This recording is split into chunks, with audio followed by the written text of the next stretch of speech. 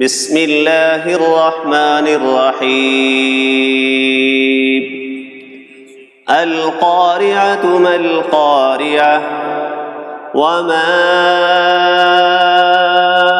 أدراك ما القارعة يوم يكون الناس كالفراش المبثوث وتكون الجبال كالعهن المنفوش فأما من ثقلت موازينه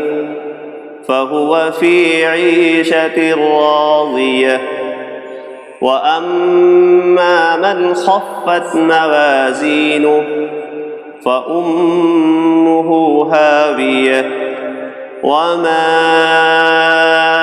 أدراك ما هي